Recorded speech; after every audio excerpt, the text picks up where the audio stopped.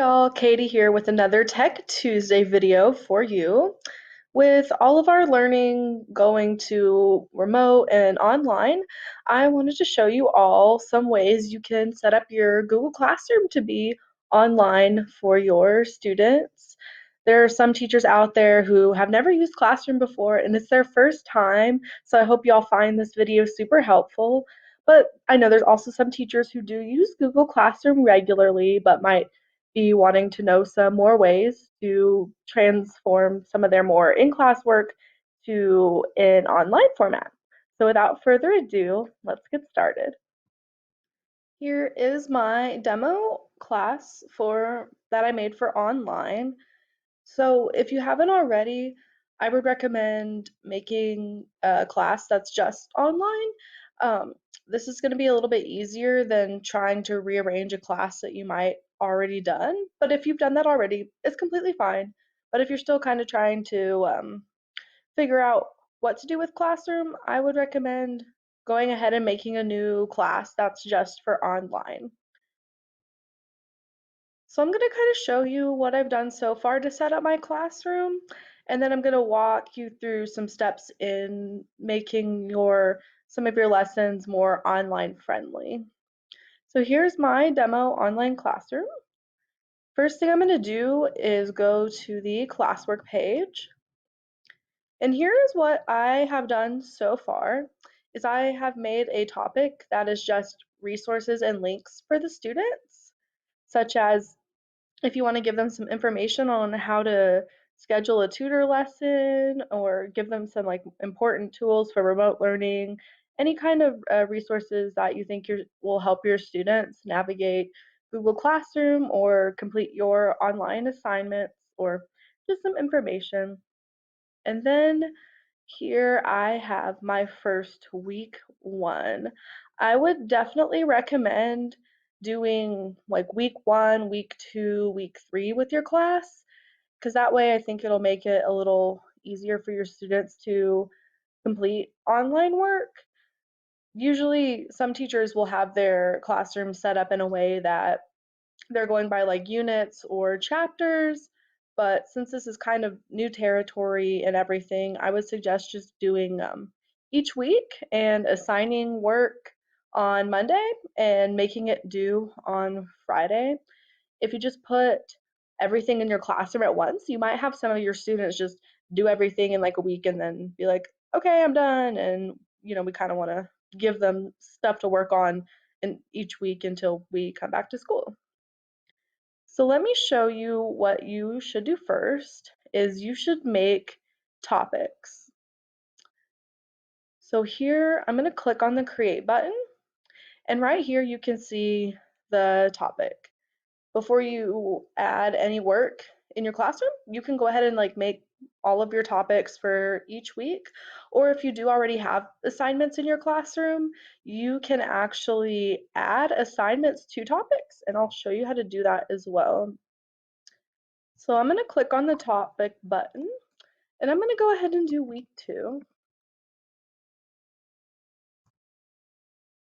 And then here's where I would put the dates.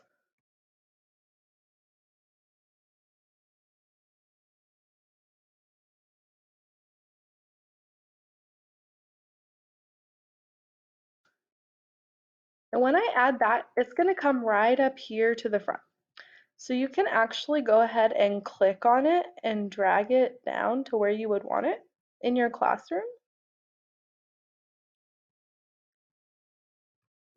So there you have it for week 2, and you can do it for each week so far. And now I'm going to go over how to put content in your weeks. If you already have stuff in your classroom that you're using, like that's fine, that's great. I know that there's some lessons teachers might have that they usually do in class, but they're kind of trying to look for ways to put them online. And I found a great resource, which I'm going to share with you in the email when I email this video out. It's called the 5 E's. And these are how you can design online lessons. And it's super like I think it just it gives you like some good ideas, especially if you are trying to find ways to put your materials online. And from here, it's how I structured mine under week one. So before doing that though, I would recommend doing an introduction for your lesson. I know some teachers are doing 2 videos a week, so an introduction video would be a great way to get one of your videos done. So here I have it under my first assignment would be, the teacher doing like a recording of him or her saying, "Hello, this is the lesson, and here's what we're going to do throughout the week." And that can be your first one. And then I have the 5 E's in here. And you definitely don't have to label it like this. You can label your assignments like how whatever will make most sense to you and your students.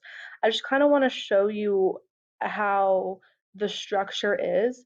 And you definitely don't have to use all 5 of them if it doesn't apply to your lesson. This is just a way to help organize and put content in a way that's online friendly. Back to the design outline, our first one is engage. And so here we have like a what does this look like? It can be a brainstorming, asking questions, or trying to get students to use their prior knowledge to understand the topic. And over here are some tools that you can use. For example, if you just wanted to do a Google Doc with some questions that they answer and turn in, you can do that. Or in a prior video, I showed you all how you can do a class discussion in Google Classroom, so that can be another way. And if you're familiar with Padlet or Mentimeter, it's a quick, easy way to do the engage part of the assignment. And next is the explore part, and it's where you can do some research or assign some YouTube videos for them to watch, and it has all of the ways you can accomplish this part of your assignment. And back to if you're doing the 2 videos a week, here is where you would want to put your online video lesson, whether you're doing a voiceover of a PowerPoint or if you are just doing like a live Zoom meeting with your students. Like here are all of the things you can do for this part. And if you're familiar with Flipgrid or Edpuzzle, those are great resources to use for the explain part. Screencastify and Zoom are in here, and I think a lot of teachers are either using this a lot or just getting started with it. But Screencastify is a great way you can record your lessons, and also with Zoom, you can use Zoom for recording too, and putting them directly into the Google Classroom. And then of course you have your elaborate where you make connections with the students. So here you can use Kahoot. I know a lot of teachers are familiar with Kahoot and Quizlet, and even just doing like a shared Google Slides of kids putting that how they are making connections and applying learning. So there's all kinds of ways we can be creative with this section. And then the last one is evaluate. And here, a simple like check understanding, formative assessment, Google form will work. Also, there's quizzes and Kahoots, just however y'all want to do it. It's like a digital exit ticket here. And that's how I have my online work organized. And of course, like I said, it'll be, tailored specific to your lessons, or if you already have content that you're using that works, like that's great. That's completely fine too. These are just some great suggestions to get you all started with doing a completely online Google Classroom. Another tip that I did want to share with you is that you don't necessarily have to break your class up into sections like you would for when your students are physically coming to each class period. Since it's online, if you wanted to, you can put all of your students in one class because that's actually going to make it easier for you to grade and comment to your students. But if you've already done it in a way where you have broken it up into sections, like that's completely fine too. It's just not 100% necessary since it is an online format now. I'm gonna go up here and click on the stream page. There are just a few things I wanted to cover on the stream page. Since our kids are in class with us right now, I think that it is important to kind of open it up to where you are letting your kids post and comment on each other's posts in the stream page. And even your kids, they want to see you and they like, also want to know like you're still there to support them and everything. So what some teachers are doing are maybe posting like one question a week where students can just chat and discuss with each other and with the teacher, or like the teachers, like as you feel comfortable, you're also putting in pictures of you and your family and like, hey, this is what we're doing during quarantine, and just kind of like letting them know we're all in this together. I would definitely be a little bit more lenient with students in the when they're commenting and posting in the stream page. And of course, if there is anything inappropriate going on, you can always mute those student comments in the settings. And another thing is that typically when you post assignments and classwork, there all these reminders go in the stream page. So you can see when I set this up, it has to where I posted everything.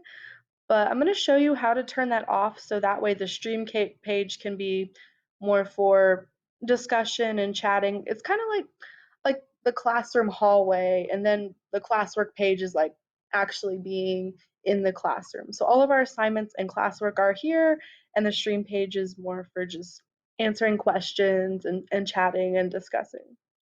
So up here on the settings gear, you're just going to click that, and under general settings, there's this classwork on the stream. And if you click this down arrow here, you can hide those notifications so that way they won't go in there. So those are my tips and tricks for moving into an online Google Classroom. Hey y'all, I just wanted to say thank you so much for taking the time to watch this Tech Tuesday video for this week. And of course, if you need help, please feel free to reach out. I'm always available through email. We can also set up a Zoom meeting if you'd like to chat or ask any questions that you might have. I can share my screen with you and walk you through anything that you might be having trouble with. Of course, if you have any suggestions for future videos, please reach out and let me know. We've decided to create an instructional technology YouTube channel that all these videos will be posted to. Feel free to like, leave me a comment, and subscribe. Of course, if you need anything, just let me know, and y'all have a great rest of whatever day it is that you watch this video. Thank you again. Bye.